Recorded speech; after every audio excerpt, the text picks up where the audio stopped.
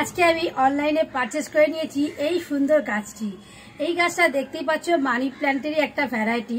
তোমরা এই গাছটার কি কি নাম তোমরা জানো বা তোমাদের বাড়িতে আছে আমাকে প্লিজ কমেন্ট করে জানিও। আর তোমরা এই গাছটাকে কি নামে দেখো সেটা আমাকে জানিও, কারণ আমরা যে নামটা জানি, আমি যে নামটা জানি সেটা তো আমরা ইউটিউব থেকে দেখে আমরা শিখেছি এবং জানি যে এই গাছটার নাম কি, কিন্তু তোমরা তোমাদের ভাষায় কি গাছটাকে নাম দাও সেটা কমেন্ট করে জানিও।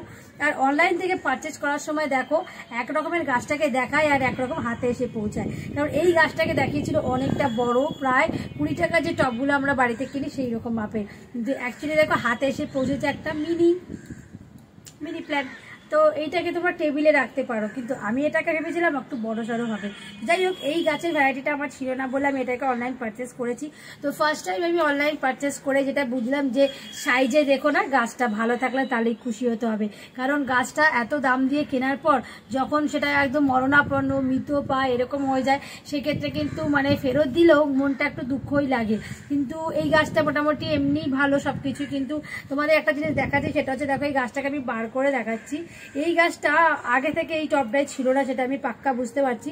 কারণ দেখতেই পাচ্ছ টবের মাটি খুলতে না খুলতে দেখো শিকড়গুলো কিন্তু বেরিয়ে গেছে। তার মানে এইটাকে কোনো একটা জায়গায় এটাকে মানে অনেকগুলো চাষ করা হয়েছিল, সেখান থেকেই অনলাইনে যারাই অর্ডার করে তো সেখান থেকেই ওরা মাটি থেকে শিকড় সমেত তুলে এরকম মাটির মধ্যে করে দিয়ে দেয়। এটাই হচ্ছে যেটা আমি মানে দেখে বুঝতে পারছি, বা তোমরাও যারা পারচেজ করো হয়তো আমার সাথে তোমরা সহমত হবে। তো সেক্ষেত্রে তোমাদেরকেই একটা কথা বলবো যে যেদিনকে তোমরা গাছটা হাতে পাবে সেই দিনই সঙ্গে সঙ্গে তোমরা টবে কিন্তু প্রতিস্থাপন করো না, তাতে কিন্তু গাছটার হেলথ অনেকটা খারাপ হয়ে যাবে এবং শক পাবে। কারণ নার্সারি থেকে এই গাছগুলো আমাদের কাছে আসে, তো সেইখানে যে পরিবেশ থাকে, সেখানকার যে এনভায়রনমেন্টটা থাকে, তার জল দেওয়ার স্টাইল, তাদের সার দেওয়ার স্টাইল, সেগুলো সম্পূর্ণ আমাদের থেকে আলাদা। তো সেই জন্য আমাদের মতো পরিবেশে আসার পর তাকে 2-4 দিন একটুখানি রেস্টে রাখলে পরে নিয়মিত মানে জল যদি প্রয়োজন হয় জলটা আমরা দিতে পারি, কিন্তু এর ছাড়া অন্য আর কিছু প্রুনিং বা সার অ্যাড করা কিচ্ছু আমরা ওই 3-4 দিন করবো না। জাস্ট এটাকে যদি ইনডোর প্ল্যান্ট হয় তাহলে একটা শেডি এরিয়ায় রাখবো, যদি রোদের প্ল্যান্ট হয় তাহলেও বলবো শেডি এরিয়াতে রাখতে। তার মানে ঘরের মধ্যে না, মানে যেখানে আলো বাতাস পূর্ণ আছে এবং দিনের কিছুটা আলো বাতাস পড়বে গাছটার ওপর, কিন্তু রোদ থাকবে না। কারণ স্ট্রেস বা শক থেকে বাঁচার জন্য মানে হালকা মৃদু যেটা আলো বাতাস আসবে সেটাই হচ্ছে দরকার। তো সেরকম পরিবেশে 3-4 দিন 1 সপ্তাহ তোমরা রাখতে পারো, রেখে তারপর তোমরা রিপোর্টিং করবে। আর যখন তোমরা রিপোর্টিং করবে অবশ্যই তোমরা খেয়াল রাখবে যে সাইজের গাছ সেই সাইজেরই পট নির্বাচন করতে, মানে তার থেকে কিছুটা ডাবল হোক ট্রিপল হোক করতে, তার থেকে বেশি না। এই যে ছোট্ট দেখতে পাচ্ছ আমরা হাতের কাপ, মানে আমরা চায়ের যে কাপ ধরি, বুঝতেই পারছো আমরা এরকম ভাবে কাপ ধরি, তো সেই কাপের সাইজের এটা যখন আছে, তো এটা তোমরা রিপোর্টিং যখন করবে তখন যে 20 টাকার যে টবগুলো, মানে এর থেকে মোটামুটি 8 থেকে 10 ইঞ্চি টবের মধ্যে তোমরা কিন্তু এটা ট্রান্সপ্লান্ট করতেই পারো ইজিলি। কিন্তু তার থেকে বড় গামলা বিশাল বড় তার মধ্যে কিন্তু করো না।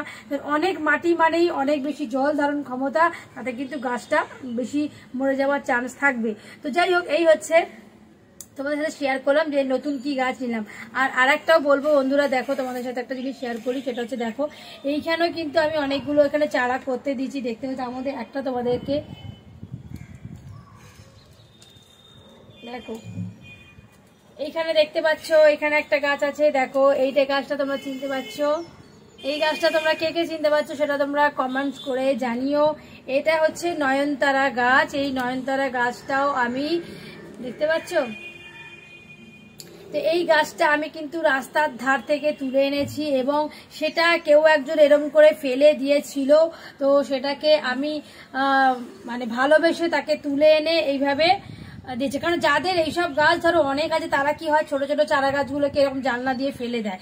তো সেক্ষেত্রে আমি সেই রাস্তা দিয়েই যাচ্ছিলাম এবং রাস্তার ওপরে এরকম গাছটা হয়তো 2-4 ঘন্টা আগেই কেউ একটা মানে টবের থেকে উঠিয়ে এরকম ফেলে দিয়েছে, তার হয়তো প্রচুর গাছ আছে, কিংবা এরকমও হতে পারে যে সেটা এই গাছটাকে আগাছা মনে করে ফেলে দিয়েছে, বা গাছ পছন্দই করে না, তো সেক্ষেত্রে ফেলে দিয়েছে। কিন্তু ওই যে বলে না, যার কপালে যে বাড়ি লেখা আছে সে সেখানেই যাবে।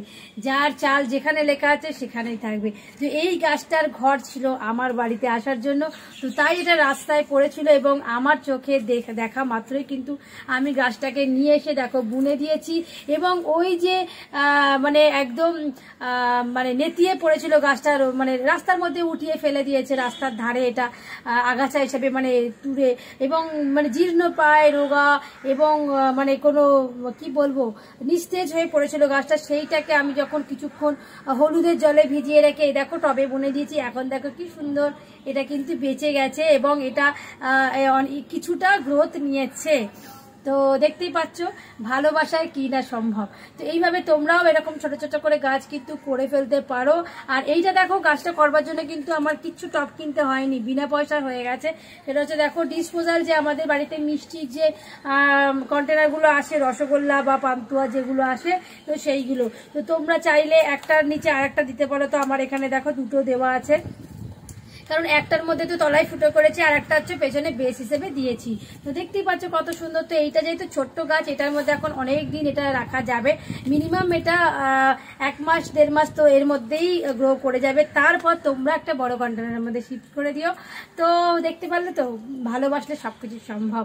তো যাই হোক, ভিডিওটা তোমাদের কেমন লাগলো? ভিডিও যদি ভালো লাগে অবশ্যই লাইক শেয়ার কমেন্ট করতে ভুলবে না। নতুন নতুন চারা গাছ জানতে আর নতুন নতুন ভিডিও দেখতে আমার চ্যানেলটাকে সাবস্ক্রাইব করে রাখো। তো আজকের জন্য এটুকুই, টাটা, লাভ ইউ অল।